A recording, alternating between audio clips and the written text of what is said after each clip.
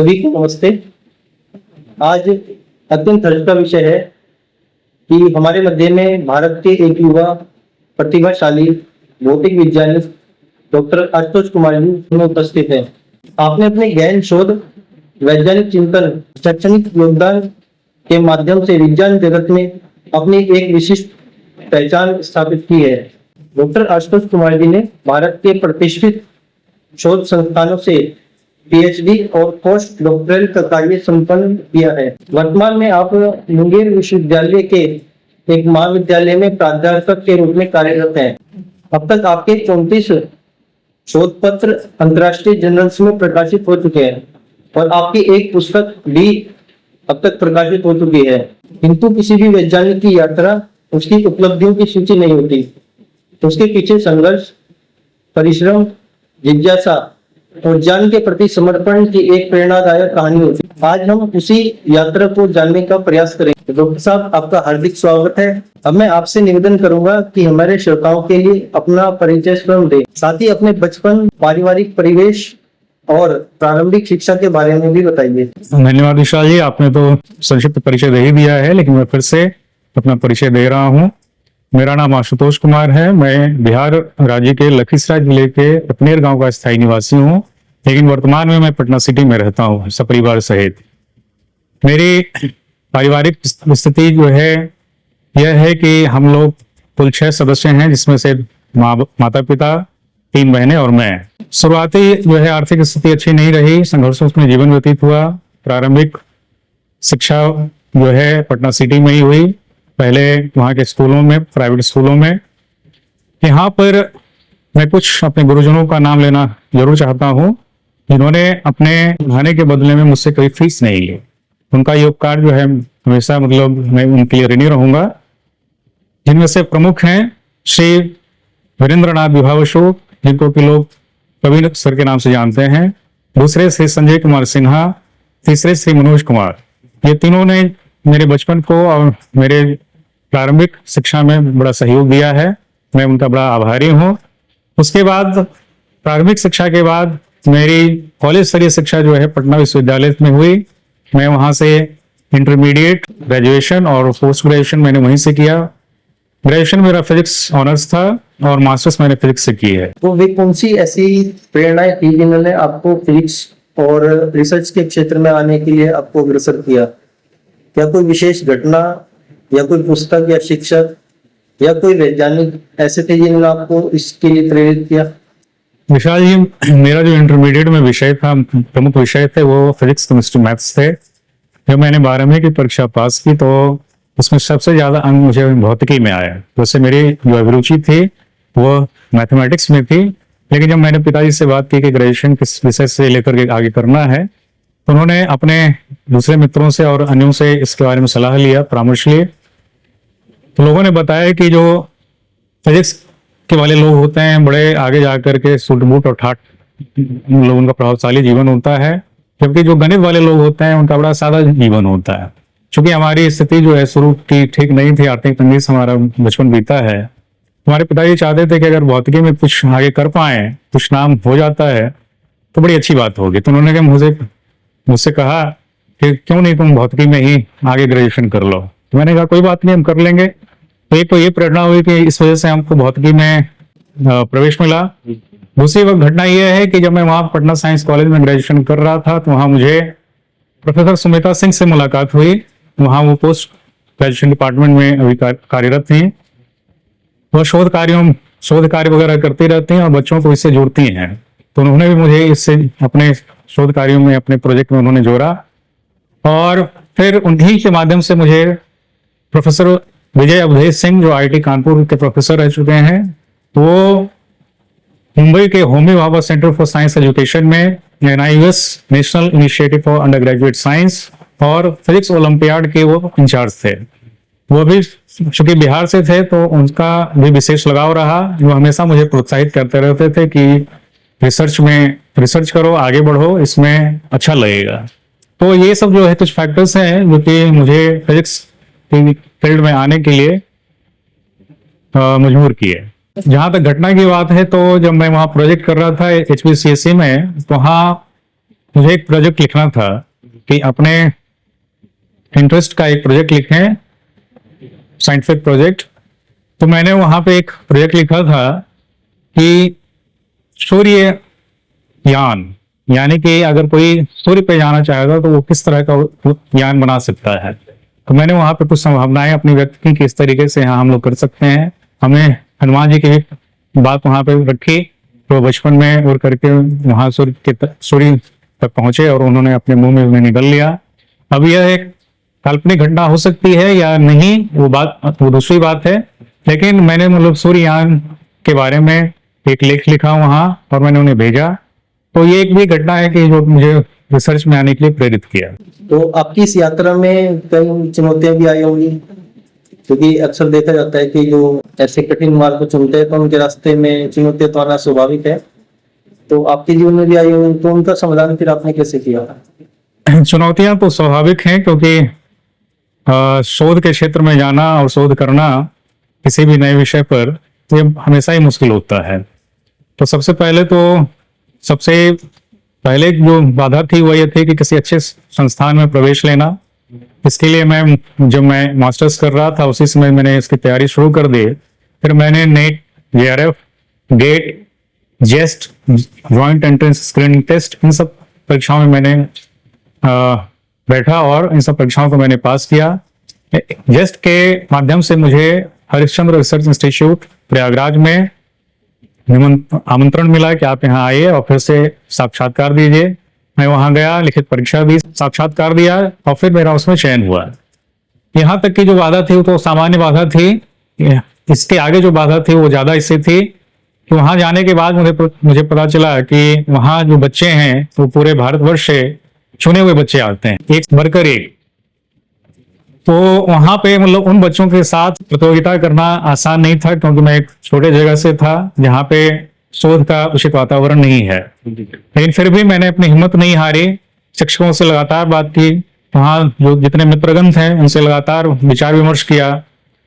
Professor Vijay Singh जो है लगातार मुझे अपने मार्गदर्शन देते रहे और उन्होंने यहाँ तक कि जो HRI के प्रोफेसर थे उनसे भी बात की कि मुझ पर विशेष ध्यान रखा जाए। तो इस तरीके से समस्याएं तो बहुत थी, लेकिन इसके बावजूद मैं उन समस्याओं को पार करता हुआ कोर्स वर्क पूरा किया। कोर्स वर्क वहाँ 2 साल के होते थे, अभी 1 साल के हो गए हैं। तो कोर्स वर्क में थोड़ा सा दिक्कत होती, क्योंकि बहुत सारे वहाँ पे जो है कोर्सेज को पढ़ना और उनकी परीक्षा देनी होती थी। मैं एक इंटरेस्टिंग वाकया बताना चाहता हूँ कि कैसी कि प्रोफेसर अशोक सेन वहाँ एक कोर्स लिया करते थे क्वांटम मैकेनिक्स और एडवांस्ड क्वांटम मैकेनिक्स का। हाँ, अशोक सेन जो हैं वो एक बड़े प्रतिष्ठित वैज्ञानिक हैं। उनका स्ट्रिंग थ्योरी में बहुत बड़ा नाम है और उन्हें बहुत सारे पुरस्कार से भी नवाजा गया है, जिसमें से प्रमुख Padma Shri, Padma Vibhushan, Dirac medal, breakthrough in fundamental physics आदि हैं। तो वो एक बहुत बड़ी शख्सियत हैं। तो उन्हीं के कोर्स में एक बार परीक्षा एडवांस क्वांटम मैकेनिक्स की ली जा रही थी। तो वो प्रश्न तो वैसे इतने मुश्किल नहीं थे, लेकिन मेरे लिए वो मुश्किल थे। और हुआ यह है कि मैं अपना जो उत्तर पुस्तिका है खाली मैंने दे दिया। बाद में मुझसे पूछा गया कि क्या दिक्कत है, तो मैंने उनसे कहा कि सर मुझे प्रश्न समझ में नहीं आ रहे थे। फिर बाद में दोबारा परीक्षा ले गए और फिर मुझे उत्तीर्ण किया गया। तो इस तरह से चुनौतियां तो अनेक रहीं और रिसर्च वैसे भी नया शोध कार्य करना, कोई नया रिजल्ट देना वो हमेशा से ही चैलेंजिंग रहता है। तो आपने अपनी मेहनत और लगन से उन चुनौतियों को पार करते चले गए। हाँ, इसमें मतलब मेरी मेहनत भी थी। जो वहाँ हमारे गुरु लोग हैं, वहाँ प्रोफेसर लोग हैं, उनका मार्गदर्शन भी रहा, मित्रजनों का भी सहयोग रहा। तो हमेशा ही सहयोगी की तरह, हमेशा ही एक अभिभावक के रूप में वहाँ थे। जब भी विचार विमर्श करना हुआ कर सकते थे, चाहे वो हमारे फ्रेंड्स के साथ करना हो, चाहे प्रोफेसर से करना हो। क्योंकि 24 घंटे उसी कैंपस में रहने थे, वो प्रोफेसर भी उसी कैंपस में होते थे, सारे बच्चे उसी कैंपस में होते थे। तो ये हमारे लिए आसान था कि कभी भी उनके साथ जाकर के चर्चा की जा सकती थी। तो मैं अपने श्रोताओं को बताना चाहूंगा उनकी जानकारी के लिए कि आपकी जेआरएफ में रैंक ऑल इंडिया में 51 थी। तो सच में जो आपका जीवन है, इसमें जो अब तक की आपकी यात्रा है बहुत ही संघर्षपूर्ण रही है, पर आपने अपनी लगन और मेहनत से उन सब चुनौतियों को पार किया डॉक्टर साहब, अब मैं आपसे जानना चाहूंगा कि आप भारत के प्रसिद्ध शोध संस्थानों में आप रहे हैं, तो आपका अनुभव वहाँ कैसा रहा? जैसा कि मैंने आपको पहले बताया विशाल जी कि वहाँ का जो वातावरण है बड़ा ही शांत और सौहार्दपूर्ण है। सभी जो शोध छात्र हैं, प्रोफेसर हैं, वो उसी एक ही कैंपस में रहते हैं और वहाँ पे यह आज़ादी है कि कभी भी आप किसी से मिल करके उनसे डिस्कशन कर सकते हैं। साथ ही साथ वहाँ पे एक बहुत ही बड़ा पुस्तकालय भी है और जो जितने भी ऑनलाइन जर्नल्स हैं उनके सब्सक्रिप्शन भी उपलब्ध हैं। तो कर कोई भी किसी भी चीज पे चर्चा करनी हो, कुछ देखना हो, तो आप या तो शिक्षक वहाँ जो प्रोफेसर हैं उनसे मिल सकते हैं, अथवा लाइब्रेरी में जाकर के देख सकते हैं, या फिर जो जर्नल्स हैं वहाँ उसको डाउनलोड करके आप पढ़ सकते हैं। और साथ ही साथ आप अपने जो समकक्ष शोध छात्र हैं उनसे भी आप डिस्कशन कर सकते हैं। तो वहाँ का वातावरण बड़ा ही सौहार्दपूर्ण होता है, इसमें कोई दो राय नहीं। वर्तमान में आप क्या शोध कर रहे हैं? मुझे आपसे चर्चा करते हुए ज्ञात हुआ कि हाल ही में आपका एक रिसर्च आर्टिकल प्रकाशित हुआ है जिसमें आपने आइंस्टीन की जो स्पेशल थ्योरी ऑफ रिलेटिविटी है उसके विरुद्ध जाकर आपने एक रिसर्च पेपर लिखा है कि कुछ परिस्थितियों में जो वेग है, जिसे आइंस्टीन बताते हैं कि वेग बढ़ने के साथ द्रव्यमान भी बढ़ता है, आपने उसमें बताया कि वेग बढ़ने के साथ द्रव्यमान कम भी हो सकता है। तो इस शोध की प्रेरणा आपको कहाँ से मिली? क्योंकि हमारे श्रोताओं को इस शोध के मुख्य निष्कर्ष तो सरल भाषा में आप बता सके तो। जी विशाल जी, देखिए मेरा जो शोध का क्षेत्र है वो क्वांटम इंफॉर्मेशन थ्योरी और फाउंडेशंस ऑफ फिजिक्स है। इंफॉर्मेशन थ्योरी इसलिए क्योंकि मैंने पीएचडी में उसी क्षेत्र में मैंने काम किया है, और फाउंडेशंस ऑफ फिजिक्स में मैं इसलिए काम करता हूँ क्योंकि मुझे लगता है कि अभी बहुत सारी जो वर्तमान भौतिकी उसमें बहुत सारी विसंगतियां हैं, कमियां हैं। मुझे लगता है कि अगर उन कमियों के मूल में जो भूल है अगर उनको सुधारा जा सके तो फिर हम बहुत आगे जा सकते हैं। इसी विषय में मैं करता रहता हूं। तो हाल ही में मेरा एक शोध पत्र जो है relativity of mass can decrease with velocity के नाम से प्रकाशित हुआ है जर्नल में, physics journal theoretical and experimental studies में। तो इसमें मैंने जो आइंस्टीन का एक प्रमुख सिद्धांत है जो माना जाता है कि किसी वस्तु का जो द्रव्यमान है वो वेग के साथ बढ़ता है, ऐसी मान्यता है।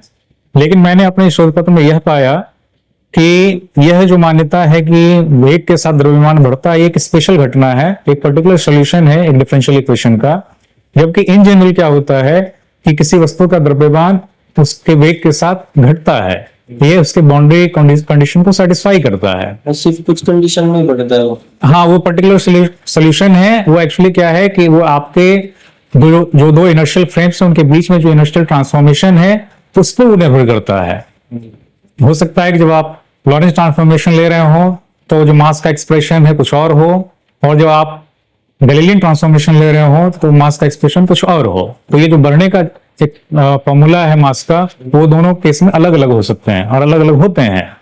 तो ये पर्टिकुलर सोल्यूशन है, इसलिए मैं कह रहा हूं बार बार कि पर्टिकुलर सोल्यूशन है क्योंकि ये जो हमारा इनर्शियल ट्रांसफॉर्मेशन है दो ऑब्जर्वर्स के बीच में, दो फ्रेम्स के बीच में, उस पर निर्भर करता है। जबकि ये जो घटने वाली बात है ये सामान्य सोल्यूशन है और यह बाउंड्री कंडीशन को सेटिस्फाई करता है।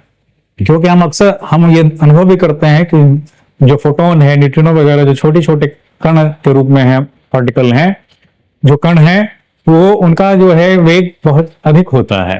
तो इससे भी हमें लगता है कि यह सही है। इसके अलावा इस शोध पत्र में और भी निष्कर्ष निकाले दिए गए हैं, जिसमें कि एक है कि कोई भी कण जो है या वस्तु वो अपने पूर्ण स्थायी रूप में नहीं होता है।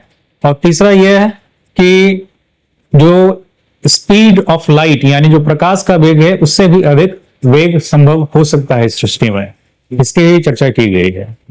तो ये कहना गलत नहीं होगा कि जो आपका जो शोध है वो आइंस्टीन से भी एक कदम आगे है।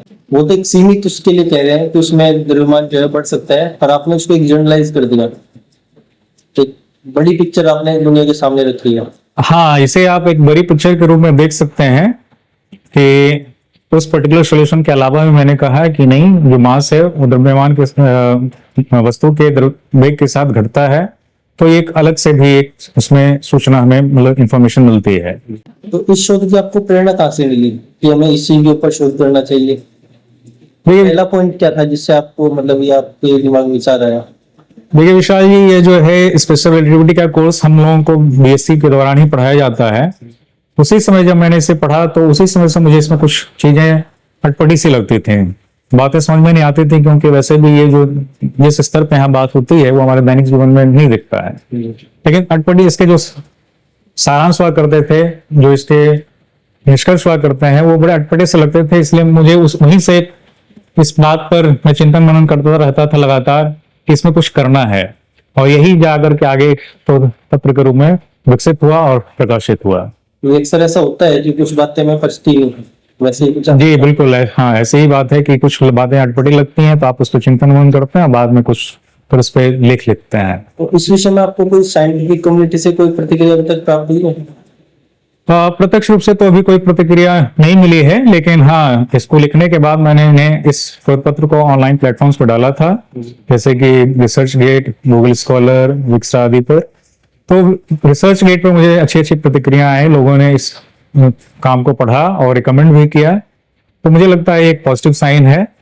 और इसे मैंने 2025 में ही छपने के लिए मैं जर्नल्स में भेजा था, तो जो पारंपरिक जर्नल्स होते हैं उन्होंने तो इसे स्वीकार नहीं किया, लेकिन फिर बाद मैंने इसे फिजिक्स एसेज करके एक पत्रिका आती है उसमें मैंने भेजा, वहां यह स्वीकृत हो गया था। लेकिन वहां पे आपको पत्रिका छपवाने के लिए, चूंकि ओपन एक्सेस होता है, तो आपको पत्रिका छपवाने के लिए कुछ पैसे देने पड़ते हैं, और वो पैसे कुछ ज्यादा थे, इस वजह से मैंने अपना शोध पत्र वापस ले लिया। लेकिन फिर बाद में मैंने पुनः इसको दूसरे शोध पत्र physics journal theoretical and experimental study में भेजा, यहाँ यह पब्लिश हो गया 2026 में।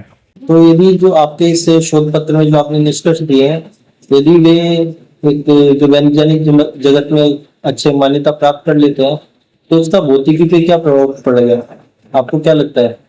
निश्चित ही अगर ये सारे जो मैंने निष्कर्ष अपने शोध पत्र में दिए हैं, निकाले हैं, अगर वह मान्य हो जाता है भविष्य में, या फिर किसी प्रयोग या परीक्षण के कारण इसकी सत्यता की पुष्टि हो जाती है, तो ये निसंदेह एक क्रांतिकारी कदम सिद्ध होगा। डॉक्टर साहब, क्या आपको भी ऐसा लगता है कि अभी भी आधुनिक विज्ञान के सामने ऐसे अनेक प्रश्न हैं जिनका उत्तर उनके पास नहीं है? जी बिल्कुल, ऐसे प्रश्न हो तो आप हमारे श्रोताओं को बता सके तो।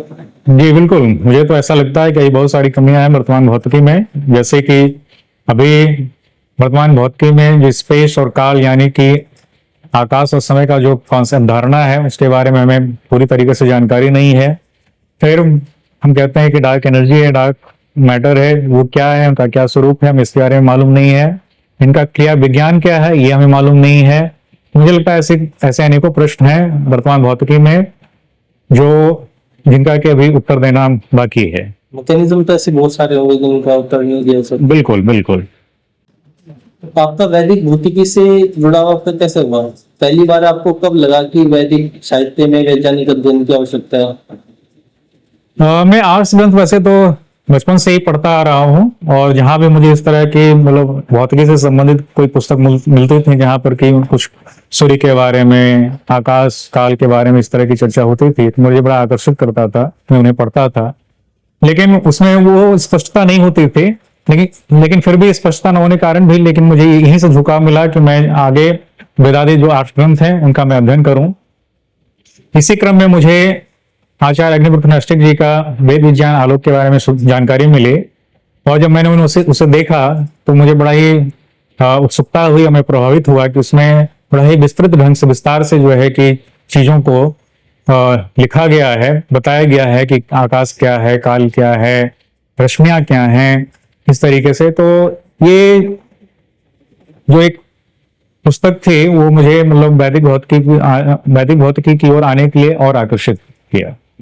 तो डॉक्टर साहब, आपने लगभग आपका काफी लंबा अनुभव होगा वैदिक भौतिकी के साथ में भी, तो आपको क्या लगता है कि आधुनिक भौतिकी की जो सृष्टि संबंधी जो अनसुलझी समस्या है, क्या उनका वैदिक भौतिकी के माध्यम से हो सकता है? हाँ, वैदिक भौतिकी के साथ तो मैं लगभग वैसे तो बचपन से ही जुड़ा हुआ हूँ, लेकिन फिर आचार्य जी के साथ लगभग 2017-18 में जुड़ा हूँ, और जितना भी मैंने अभी तक अध्ययन किया है उससे मुझे लगता है कि वर्तमान में जो भी समस्याएं हैं वर्तमान भौतिकी के पास सामने, उसका समाधान वैदिक भौतिकी से निकल सकता है। इस पे हमें जरूर ध्यान देना चाहिए। तो आपको ऐसा क्यों लगता है कि वैदिक भौतिकी से उसका समाधान किया जा सकता है? इसलिए क्योंकि जिन चीजों का आधार, भौतिक आधार वर्तमान भौतिकी नहीं मानता है, उस चीज के बारे में बताया गया है वैदिक भौतिकी में कि वह भौतिक होते हैं, उनका क्रिया विज्ञान समझाया गया है, वह कैसे बनते हैं उसके बारे में समझाया गया है। तो अगर इस दिशा में काम किया जाए तो हम बहुत आगे जा सकते हैं। अभी तक वैदिक भौतिकी का जो आपने अध्ययन किया उसके अनुसार आपको क्या लगता है कि कौन से ऐसे सिद्धांत हैं जो आपको महत्वपूर्ण लगते हैं? इसमें वैसे तो अनेकों सिद्धांत हैं, लेकिन मैं एक दो का नाम यहाँ लेना चाहता हूँ। जैसे कि रश्मि की अवधारणा। रश्मि क्या है? तो इसको आप आधुनिक विज्ञान के समकक्ष जो स्ट्रिंग है उससे ले सकते हैं, लेकिन यहाँ पे जो वैदिक भौतिकी में रश्मि है वो उस स्ट्रिंग से कहीं ज्यादा गहरा है। और इसके बाद फिर हम अपने वैदिक भौतिकी में कॉज एंड इफेक्ट की बात करते हैं कि हर एक इफेक्ट के लिए एक कॉज होता है, या यूं कहें कि हर एक इफेक्ट जो है एक कॉज में प्रतिष्ठित रहता है।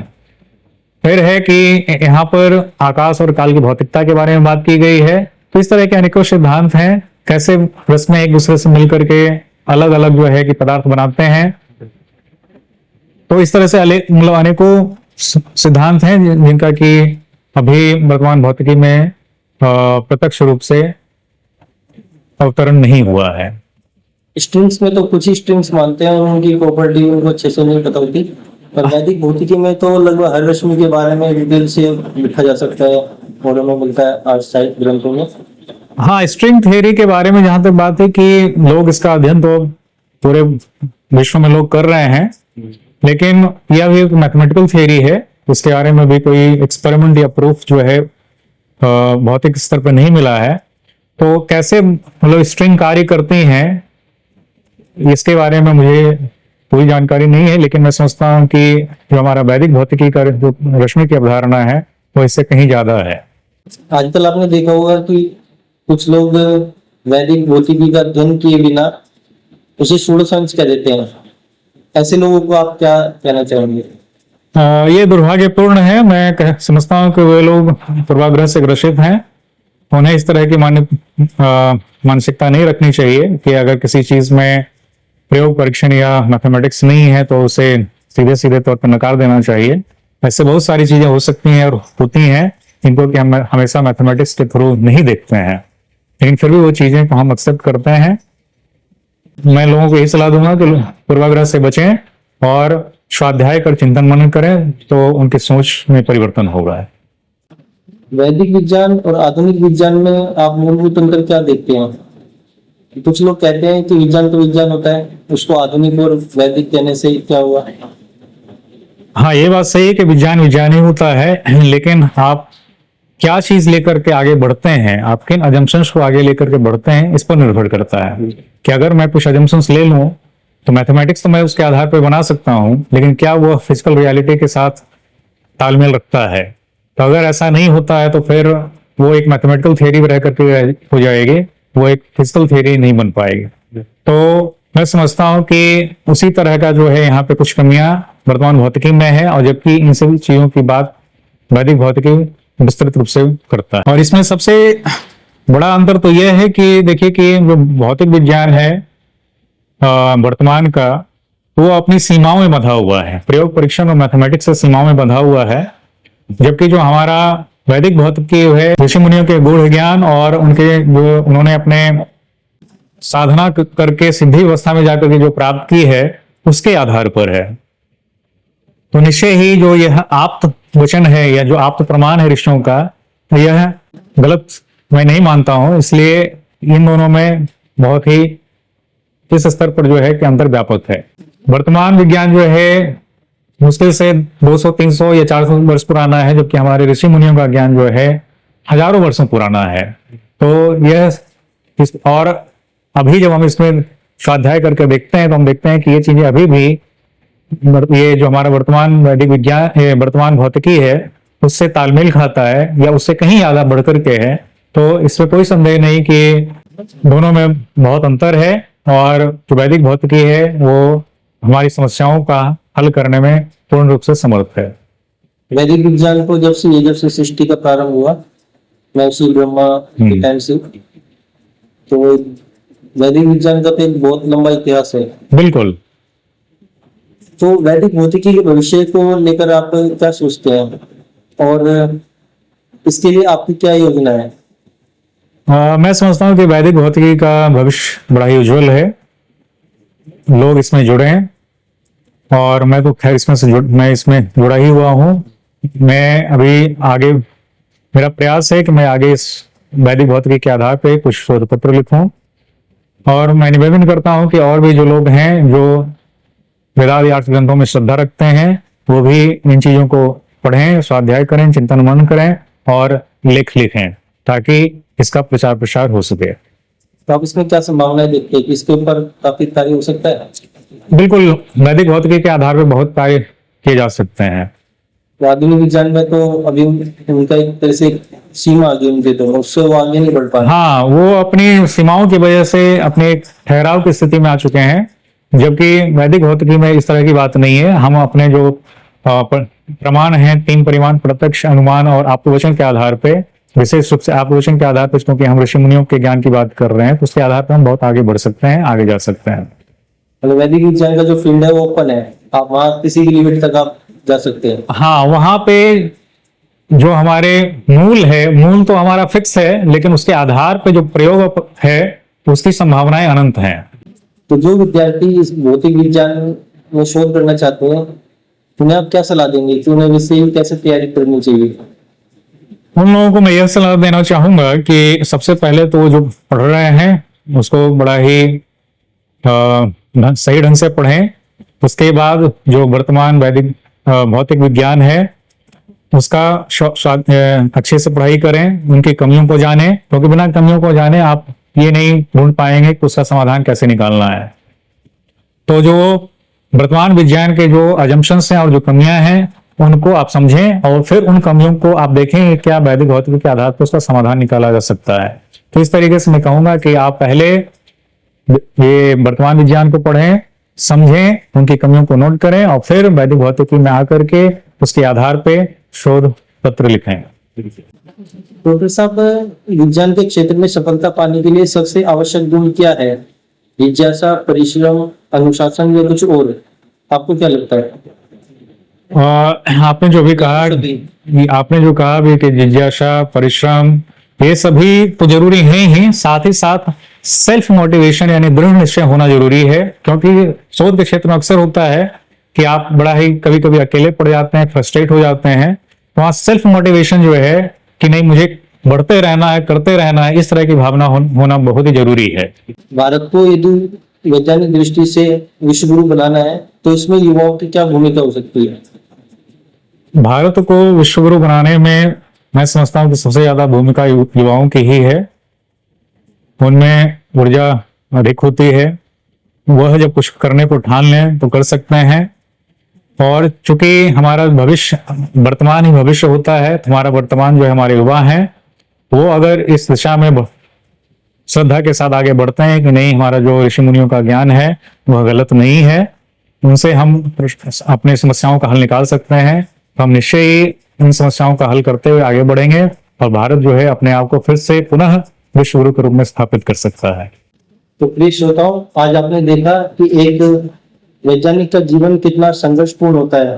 आपको आज की वार्ता से वैदिक एवं आधुनिक भौतिकी के बीच में अंतर भी आपने समझा होगा, और आपको आज की वार्ता से यह भी समझ में आया होगा कि वैज्ञानिक, आधुनिक विज्ञान और वैदिक विज्ञान में क्या अंतर है। तो मैं अपने युवा श्रोताओं से ये कहना चाहूंगा कि आप डॉक्टर साहब की तरह संघर्ष करते हुए अपनी इस यात्रा को जारी रखें और वैदिक विज्ञान की क्षेत्र में भी आपके पास असंख्य अवसर उपलब्ध हैं, तो इस तरफ आने का प्रयास करें, तभी हम भारत को फिर से विश्व गुरु बना सकते हैं। और उसका एक यही मार्ग है कि वैज्ञानिक दृष्टि से, क्योंकि वर्तमान युग वैज्ञानिक युग है। यदि हम और विज्ञान जो आधुनिक विज्ञान है उसकी वो अपनी एक सीमा पर आ चुका है, उससे यदि हमें आगे बढ़ना है तो हमें वैदिक विज्ञान का सहारा लेना ही पड़ेगा, क्योंकि यह विज्ञान ऋषि मुनियों की साधना के द्वारा हमें प्राप्त हुआ है। जो ईश्वरीय ज्ञान वेद है उनके द्वारा हमें प्राप्त हुआ है। तो डॉक्टर साहब, आपने अपना बहुमूल्य समय हमें दिया और इतने महत्वपूर्ण विचार हमारे श्रोताओं के साथ साझा किए, इसके लिए आपका हार्दिक धन्यवाद। धन्यवाद विशाल जी, मुझे यहाँ आमंत्रित करने के लिए। प्रिय श्रोताओं, यदि आपको यह वार्ता उपयोगी लगी हो तो इसे अधिक से अधिक लोगों तक पहुंचाने का प्रयत्न करें। सभी को नमस्ते। नमस्ते।